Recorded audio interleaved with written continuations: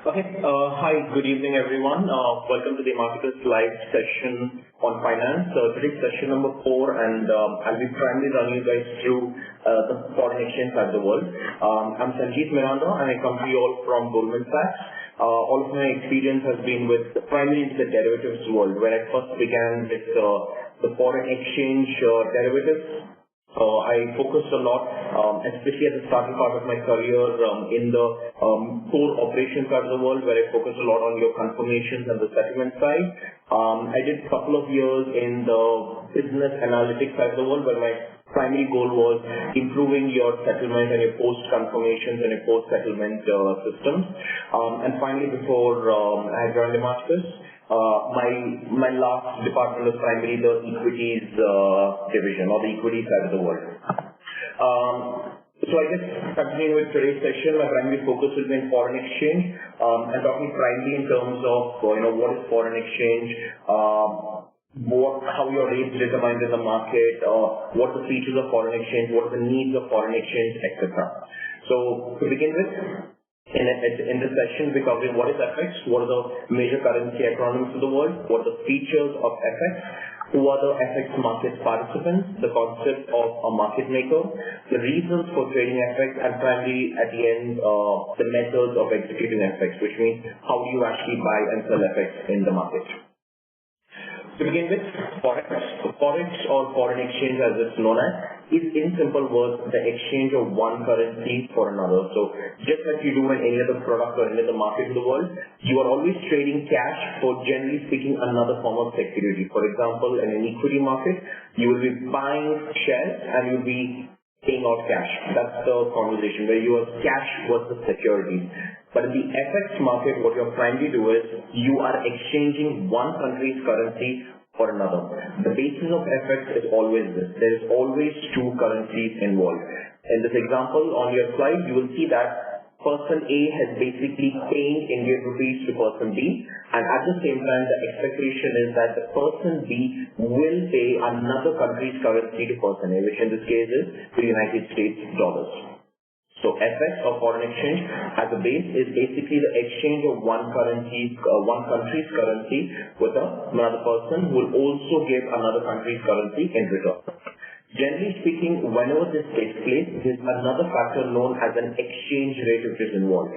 For example, in this case, if person A is going to pay Indian rupees to person B, and person B has to pay United States dollars to person A, the basic fundamental here is that they have to exchange one currency for another on the basis of an exchange rate, which in this case just could be around 61 to 62 of the rate of dollars versus Indian rupees in the market, which means if person B has to give one United States dollar to person A will have to pay 62 Indian rupees to person B. The number 62 basically is derived from the exchange rate of dollars into Indian rupees. So this is basically the basics of Forex, which is exchange of one currency for another. Moving on to the next point, which is basically known as an element of an FX trade. First element is known as an FX buy. Now, an FX buy is basically you are buying a foreign currency for the domestic currency. For example, if you are from the United States, the local currency will basically be the United States dollar, and the second currency, which in this example which we have used, is euro. So in this product of FX, what you're basically doing is you are exchanging United States dollar for euros, and once again at an exchange rate. So an FX buy is basically defined as you're buying a foreign currency, which is United States dollar, for a domestic currency, which is euro. This is known as an FX buy, and on the opposite side, you have a concept known as an FX sell. An FX sell is basically where you're selling a foreign currency for a domestic currency. In this case, you are selling United States dollars, and you're then going ahead and buying euro. So an FX buy versus FX sell is primarily, again, we're just talking about an exchange of one currency for another, but the base is that you're always exchanging two different currencies. When you talk about an FX buy, you're primarily buying a foreign currency, which is US dollars in this case. And when you talk about an FX sell, you're primarily referring to selling off an foreign currency, which is selling dollars and buying euros. Just to recap again, FX is always exchange of one currency for another. Now you have a third type, which is primarily known as a cross deal. A cross deal is basically where you are selling two foreign currencies. So in this case, again, if you're from Europe, in this case, you are buying of one foreign currency and giving another foreign currency, which means you are buying Great Britain pound and you are selling Danish krone. In this case, your local currency is euro, but in this case, you are still agreeing with the counterparty to sell DKK and you will be buying GBP. So in an FX buy, you have your local currency which is involved as part of the transaction. In an FX sell, it is again the local currency involved, but in a cross deal, you are actually referring to two foreign currencies, which is GBP and DKK in this example. Moving on to currency acronyms. If I refer to the currency acronyms, these are generally the most or the highest traded currencies in the world. If I talk about the most common ones, I can refer to the Australian dollars, the Canadian dollars, the Swiss. Moving on to what the most popular currencies in the world, which is euros. You have your GBP, your Hong Kong dollars, Japanese yen. Moving on to your New Zealand dollars, Singapore dollars, US dollars. Primarily speaking, these are amongst the top traded currencies in the world, which is generally known as the G10 currencies, which at any point of time you will always find it easy to get an FX quotation for any one of these top traded currencies in the world. You have your other form of currencies, which is basically known as your CNY. In this case, you have your Korean won, you have your Malaysian ringgit, Russian ruble, Thai baht. Primarily, these currencies are generally known as a non-deliverable forward. Now, the difference between the currencies in which are circled and the currencies against which are just put a dash is primarily that in the ones which have a circle, generally speaking, you can deliver and receive these currencies. For example, in you and I have done an Australian dollar versus a Canadian dollar transaction. The way this works is, I will pay you Australian dollars and I will receive Canadian dollars. It's generally how an FX market works, right? You will exchange one currency for another. But if I do a transaction, let's say with euro versus a Malaysian ringgit, the only transfer of money will be in the currency euros. With the simple reason being that the NDF currency here is basically known as Malaysian ringgit. NDF stands for non-deliverable forward. This is basically how your currencies of the world are. The other currencies of the world, which is your AED, which is your United Arab Emirates, we talk about your Danish krona, your Egyptian pound, Turkish lira, Saudi Arabian, Swedish, etc. All of these currencies are basically considered to be the exotic currencies of the world. Exotic basically does not mean that they are not traded in the world. Primarily, very less portion of the FX market is focused on the currencies which I've just mentioned. Majority of your FX trading is done amongst your currencies which have a circle, which is your Aussie, CAD, Swiss, Euro, GBP, etc. Moving on to the next slide. Features of your FX market. The first feature of an FX market is that FX is a globalized market, which is primarily divided or primarily defined as something known as an OTC. OTC basically stands for over the counter. Now, primarily when we talk about different markets in the world, you have your general types of differentiation, which is known as your capital market versus money market, primary versus secondary, and on forth. OTC and exchange traded markets are two other distinguished markets in the world. An exchange traded market is your centralized market where all of you all come together, buy and sell your financial products, which are standardized in your stock exchanges. FX or foreign exchange on the other side is purely an OTC market side of the world. OTC is over the counter, which basically means that if you want to trade an FX currency or an FX transaction in the world, what you will have to do is you will have to go and search for your counterparty. Which means in the OTC market, you know who your counterparty is. You will have to find him, you will have to identify him, you'll have to negotiate the notional and your exchange rates with him, and then only the transaction gets executed. In an OTC market, you know who the counterparty is, which automatically brings about one of the biggest risks in your OTC market, which is known as a counterparty risk. Generally speaking, whenever you're in your exchange traded markets, people say that it's sort of safe, with the simple reason being that you have your depositories, you have your stock exchanges, you have your major regulators, and you also have a participant known as a clearing house. Generally speaking, in the OTC market, you don't have a presence of any of them. However, things are slowly changing with all the new regulations which are coming about, and clearing has slowly started in the OTC market, but it's not prevalent across the majority of the products. So the first part is that FX is a global market, a global network of the World Bank, and primarily into the OTC market side of the world where you know who your counterparty is. Moving on to the second point, which is the largest and the most liquid financial market in the world. I mean, when you explain about liquidity, generally speaking, you define liquidity as conversion of assets into cash.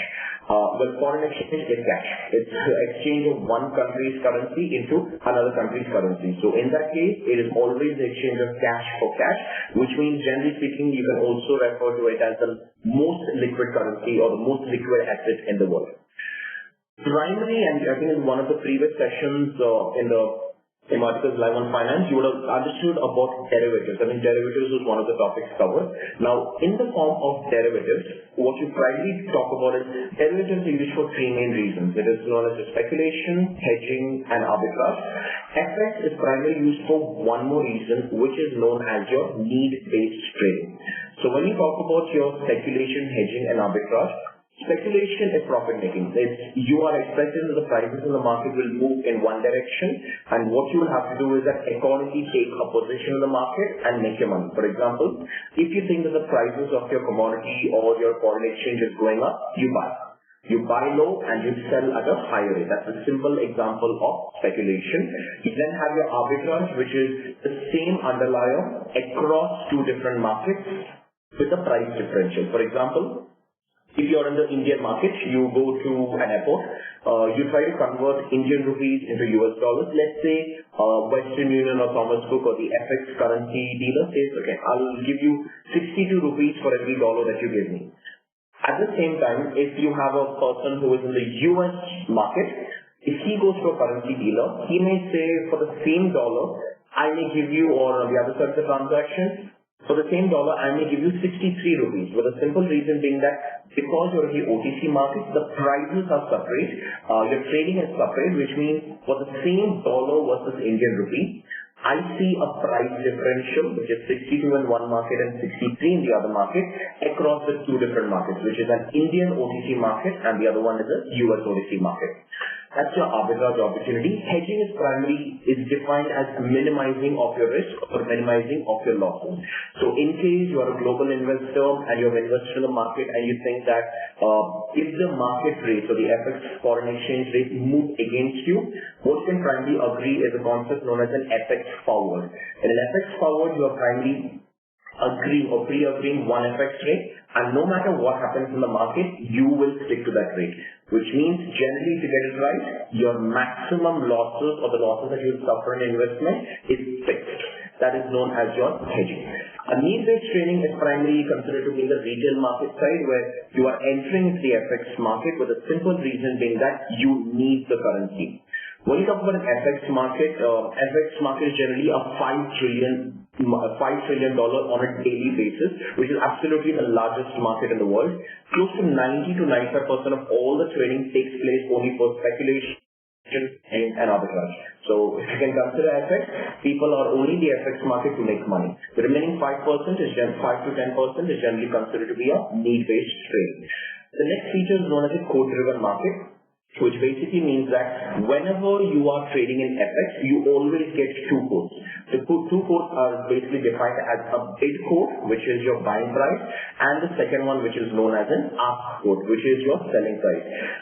If you go to an exchange-traded market, generally speaking, you'll see one price in the market, which is the price at which everyone is generally buying and selling in the market. But if you go to an FX market, you always will see two quotations, which is a buy side and a sell side, which is also known as bid and ask. Moving on to the next topic, which is a 24-hour market. Now, if you consider, the way the time zones work in the world, foreign exchange, as I mentioned earlier, and one of the advantages is that FX is a very liquid market. every country, every participant in the world generally always requires foreign exchange. So if you think about the time zone wise, you first have, one of the most earlier currencies, which is your New Zealand dollar or Australian dollar, is open up first. They start trading, you then move on to your Asian regions, you then move on to European regions, and then you move on to your American regions, America, Brazil, etc. When your American and Brazil regions are primarily shutting down or closing the day, because of the time zone differences, you then see that the next market, which is again your New Zealand or Australian dollars, they are now opening up for the next day. So generally speaking, FX is considered to be a 24-hour market, which means at any point of time, you will be able to get an FX quotation for the currency which you are trading. Currencies, or whenever you're buying and selling currencies, you then never physically trade it, which means I'm not carrying a suitcase of cash and then handing over to you. All of the transfers are done electronically. When I spoke about your OTC market, generally speaking, you're referring to it as a bilateral market, which is you're exchanging currencies with your counterparty. So a bilateral relationship basically means that you are trading with your counterparty. In terms of a low margin and a high volume or high value market, let's just give an example. If you go to the European market and you say, I just want to convert euro into dollars, you may get a quotation known as, let's say, 1.12 /1.1205. What this basically means is that to make money on this transaction, you will have to buy euros at 1.12 and sell euros at 1.1205. If I try to make this in a simpler way, in this transaction, you have only made a profit of $0.0005 because the currencies are usually quoted on the other currency, which is dollars in this case. What it basically means is that by entering into FX, I am literally not making money. That's the concept known as your low margin business. But the advantage that we have in FX is if you buy euros and you sell euros immediately, technically speaking, you do not hold any money, because in the first transaction, if you are receiving 10,000 euros, and in the second transaction, you have to pay 10,000 euros back. That basically means is that you need not keep any money in your account. So one of the advantages is that in order to still make a lot of money in the foreign exchange market, you need to trade a lot. And the lot basically means you're talking about your high volume or your high value business. Next, freedom to trade anywhere. Foreign exchange, as I mentioned, is a 24-hour market. You can buy and sell your currencies at any point of time. And one of the advantages is that, generally speaking, you have a lot of these FX dealers that allow you to buy and sell in the market. The charges to open an account or to do a conversion from one person or from one currency to another isn't much. So these are basically the features of your FX, which is the last part is that freedom to trade anywhere. You have your low cost, currency not physically traded, it's a code-driven market. A quick summary of what I will give at the end of the session. So most of the market participants, who are the people who basically buy and sell FX? In terms of the need-based trading, as I told you, need-based trading is where you are trading your FX currencies with the simple reason being that you want the currencies. Individuals, authorized dealers, your money changers, central authorities, your Reserve Bank of India, in India, your Federal Reserve, etc. In case they see that, there's any change in the currencies or the FX exchange rate or the specific currencies, they can go and execute trades in the market, which is basically going to help your currency from depreciating by a lot or appreciating by a lot. That's your primary need-based trading, which means I'm only into the market because I need the currency which I'm trading in. Your speculation, hedging and arbitrage, which I've mentioned earlier, which is about 90 to 95% of all your market, is only done by your market makers, your international corporations, your asset management companies, which is your fund managers, your commercial banks, investment banks, brokerage houses, etc., etc.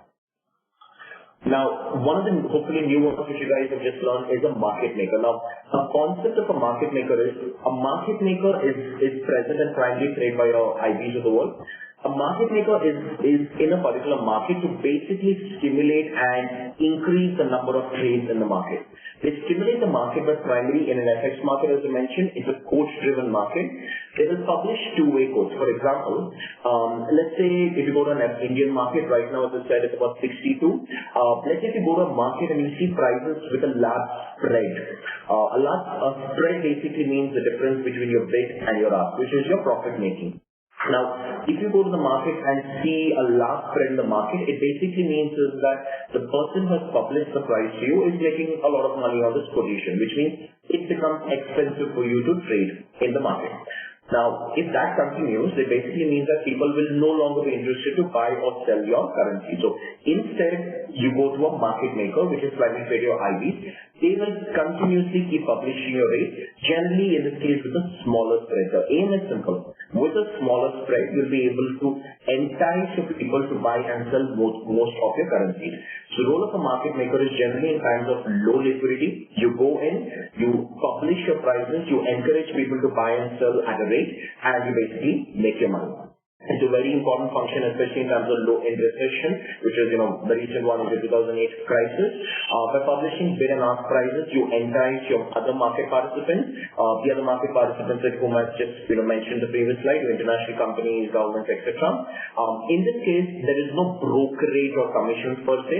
The only money is the spread, which is earned through the difference between the ask and the bid price. This is primarily one of the features of your market makers.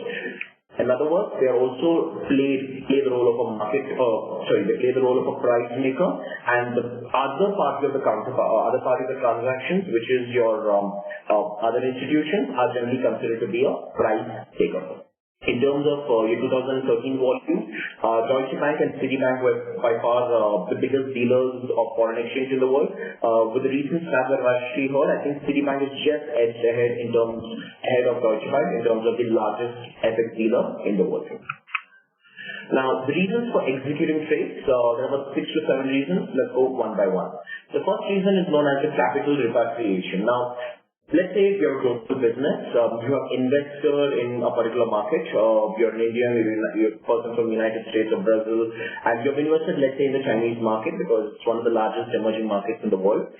You put your money in and you basically say that now my aim for earning returns is solved, which means whatever money I had invested in the market, my investment horizon is now complete and I want to convert or take the money back. That is basically known as a capital repatriation. Now, when you've invested, let's say, in the Chinese market, the expectation is that you're invested in the Chinese yuan. But at the end of the day, if you're a person, let's say, from Europe or London as a matter, you'll have to convert Chinese yuan into the Great Britain pound if you're from London. So in that case, you will require an FX market to convert Chinese yuan into GBP. This is primarily known as a capital repatriation. Please note, when we talk about capital repatriation, you're generally referring to the overall investment or the starting investment amount which you have invested in the market. The next concept is known as hedging, as I mentioned earlier. Hedging is a process of entering into an FX market with the primary reason that you mitigate your investments, or you mitigate the losses that you would suffer in an FX market. Let's take a simple example. You're in the US market. Approximately, let's say the Chinese yuan is around 6 to 7. So $1 is equal to 6 to 7 Chinese yuan. Now, you've converted dollars into Chinese yuan. You've invested in the market. Let's say you've got a 20% return on your investment in the Chinese market. Now, the risk is that when you try to convert the 20% returns back into US dollars, your 20% returns could be erased with only one factor. And the one factor is your Chinese yuan has now appreciated against the dollar, which means you are now getting lesser Chinese yuan for the dollar. So in this case, what you've primarily done is that whatever 20% gains you have made in the Chinese yuan, at the same time, you have lost that when you convert Chinese yuan into US dollars. So, depends on your position on the market. You can either lose a lot of money or you can gain a lot of money whether the Chinese yuan has appreciated or it has depreciated. How to mitigate this complete foreign exchange risk? It's simple. You can enter into an FX forward, which means today, I know that I'm investing in the Chinese market. I have an expectation that after 1 year, I'll be getting my Chinese yuan back. So what I will do along with my investment bank or along with the market maker is we will negotiate an FX forward rate, which means the transaction is agreed today, but the exchange rate and the exchange of your cash the two currencies involved will take place only after 1 year. So if I agree an exchange rate of, let's say, 6, what's going to happen in that case is that your 20% returns on your Chinese market will not get mitigated, or you will not lose that 20% return because your Chinese market has either appreciated or has depreciated. That concept is known as hedging. Speculation, as I mentioned earlier, is primarily that you are expecting the market to move in one direction. And what you'll accordingly do is, you will place an FX buy or an FX sell, the concept which I explained earlier, in order to make your money. So the difference between your buying and your selling is your profit, which is also known as a spread. The next logic is basically your arbitrage, which I mentioned earlier, is you make money into your arbitrage markets, which means the same underlier across two different markets with a price differential. That's a very important logic known as a same underlier, different market at a different price. That is known as your arbitraging. In terms of your global investing, this is primarily in terms of a need-based trading. As an asset management company or an investment bank, you have clients who are global. They request you to give them an exposure to multiple currencies or the multiple markets in the world. So from a global investing point of view, you will want to go ahead, take all the investments from your clients and then diversify them into the various markets. So all the current clients in the world will not just give you one currency. So you have to convert one currency to another, then convert that again into the currency of the market that you're investing in. A lot of FX transaction is needed, and therefore, generally speaking, you can understand that the global investing part of the world as the need-based trading. The other logic is your speculation, hedging, and arbitrage, which is your profit making. And finally, your income repatriation. If I take the previous example, you're a US citizen, you've invested in the Chinese market. Equities, as generally, they have a logic known as a corporate action. A corporate action is cash dividends, stock dividends, and stock splits, reverse stock splits, etc. The logic is that if a Chinese company has invested or has issued a corporate action such as a cash dividend, all the dividends will be given in the local currency, which is Chinese yuan.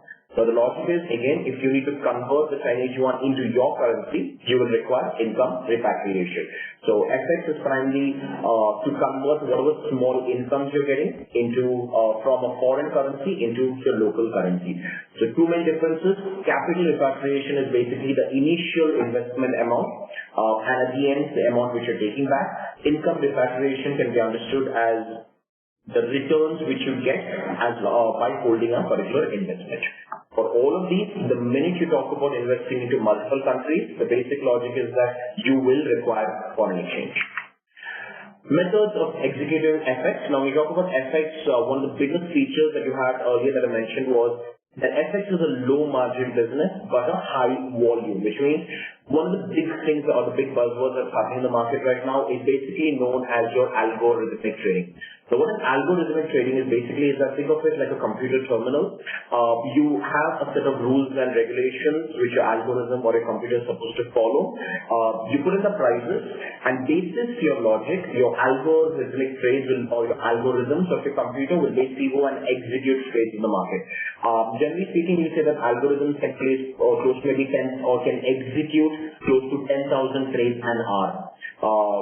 I don't think humans will ever come close to that. But the logic is, in effect, if you need to make a lot of money, your electronic platforms, the latest thing that in the market is known as your algorithmic trading.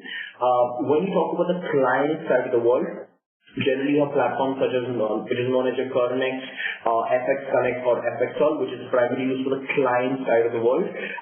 If two banks want to talk to each other, they can use the Reuters. You have Reuters chat, Reuters terminal, etc. Most of your platforms or most of your brokers also give you platforms, which means you have one platform, people come, you publish your rates. If you like it, you execute your trade. Those are generally known as your Reuters matching. And eSpeed. eSpeed is actually a platform provided by BGC in the United States.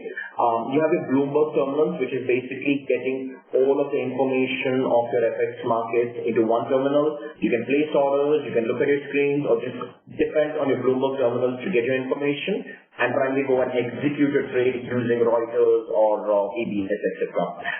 Another simple one is your email. You send an email to a counterparty or just pick up the phone and speak to them.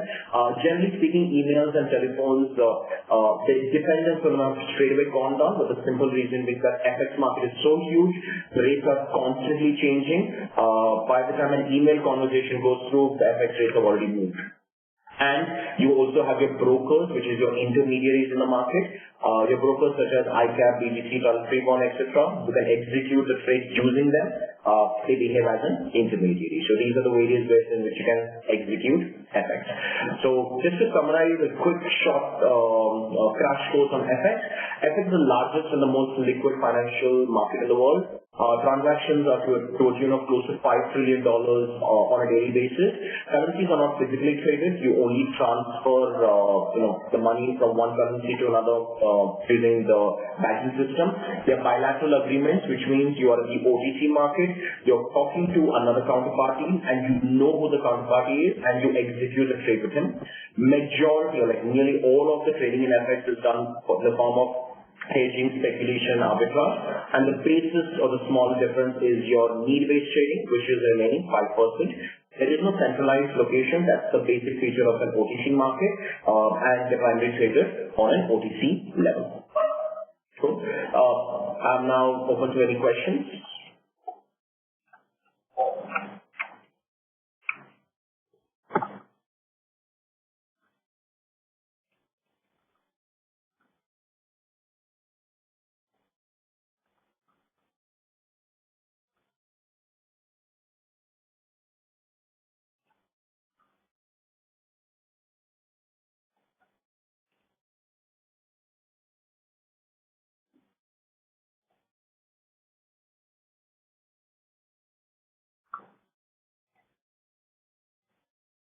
In case you have any questions, I guess you can just use the chat box to request, and hopefully I should be able to solve them.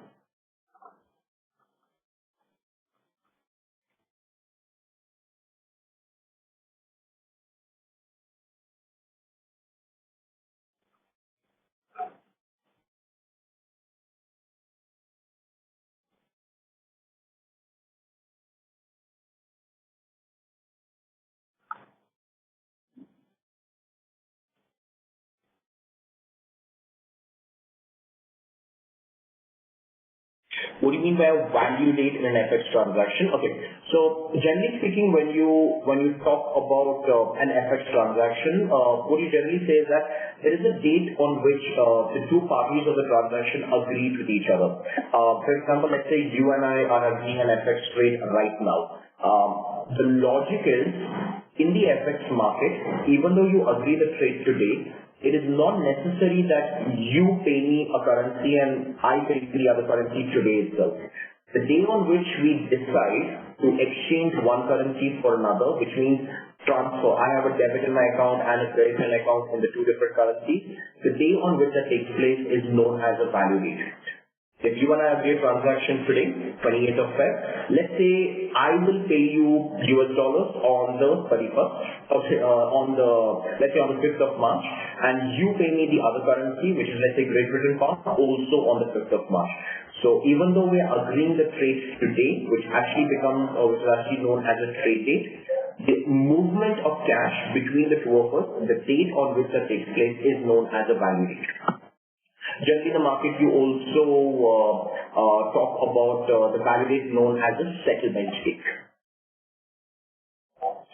How is algo trading helpful? Okay, good question. So I guess the question of the Aditya Pal is, how is algo trading helpful? Now, the logic is, if you trade in the FX market, if you want to make a lot of money, example you given was in the euro versus the US dollar transaction. If I buy an order right now and I sell it immediately, let's say it takes about 5 to 10 minutes, I only make a profit of 0.0005 US dollars, which is a very, very, very small margin. But the logic is, at the end of the day, I need to make a lot of money in FX. It's like someone saying, you give me €1 and I give you a return of 0.00005, which is an extremely small percentage return on an investment. But the advantage that I mentioned in FX, as I mentioned earlier, was that you need not have any money. You pay euros right now and you receive the same amount of euros at a later point of time. So how do I increase this? How do I use this opportunity to basically make a lot more money in the market? For that, I use an algorithmic trading, which is algorithm is simple. You have a computer, you put your rules and logic, depends on what's happening in the market, depends on your position in your risk management system, which is all the trades which you have bought and sold. You take that position, you give that to your computer, basis all the details which is happening in the market and your rules and restrictions, algorithms will straight away go and place an order.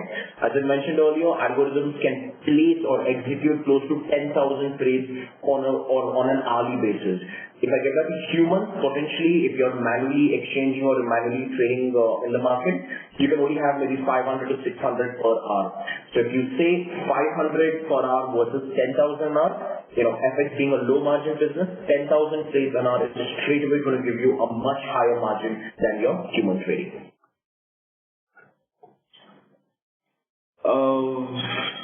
Okay, so there would be a lot of manipulation in the absence of brokerage. In a way, yes. I think one of the biggest one of the biggest disadvantages that you have in any OTC market per se is the fact that there is no centralized place that gives you a market. For example, if you're trading in an equity market, you know what is the latest price of a particular underlie, right? So if you go to a share market, you open up a particular underlie, you know the latest price which is trading in the market. The problem with OTC is that you don't have that. There is no centralized location. So what this basically means is that if I'm an FX currency dealer and a person walks up to me and says, can you help me convert US dollars into Indian rupees? I can straight away say, okay, give me 65 rupees for every dollar. And he would be like, okay, that seems like the right rate in the market because again, there is no centralized place where you get the latest rate. I'll give you 65 rupees per dollar.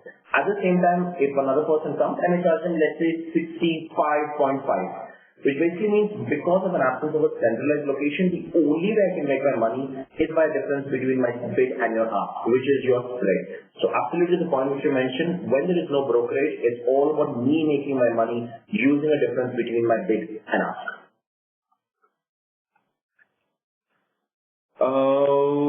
Hi, can you help me understand what is an FX swap? Okay, so Gaurav has asked a question basically in terms of what is an FX swap. Now, this is basically getting into the types of FX transactions.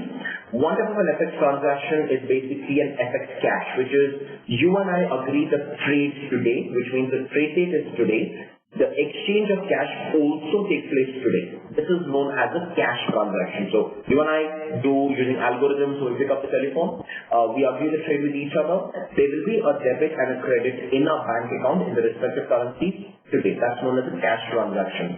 The second form of an FX transaction is known as a TOM, which only means that you and I are agreeing a trade today, but you and I will only exchange my currencies tomorrow, which means today becomes the trade date and tomorrow becomes the value date. So in an FX swap, what basically happens is, let's take an example. I am buying US dollars and selling GBP today. So from my first perspective, I am buying dollars and I'm selling GBP for a cash transaction, which means the trade is being agreed today and the settlement will also take place today. This is known as a cash leg. In an FX swap transaction, what primarily happens is that I will also agree an equal and offsetting position, which means on my cash leg, if I have decided to buy US dollars, on my TOM leg, I will sell US dollars and automatically buy GBP, with the difference being that the settlement of this transaction will take place tomorrow. So if you understand, if I just try to summarize what an FX swap is, an FX swap is basically a simultaneous exchange of the same currency across two different value dates. So on the first value date, which is known as cash, I am buying US dollars, and on the second value date, which is TOM, which is the next day, I am going to sell US dollars. The only difference in an FX swap is that because I'm moving across days, the notionals will generally never be the same. So the simple reason being that I am now talking about an FX rate involved. So if I exchange a currency with you, let's say at 1.4, I'm just making it up. If I get the money today, I am okay for 1.4. But if I if I agree the transaction to exchange it tomorrow, 1.4 doesn't seem right because 1.4 is the rate right now. So I may say, okay, I don't mind doing this transaction, but let's do it at 1.4010, which means there's a small difference of an exchange rate in the notional. So because of a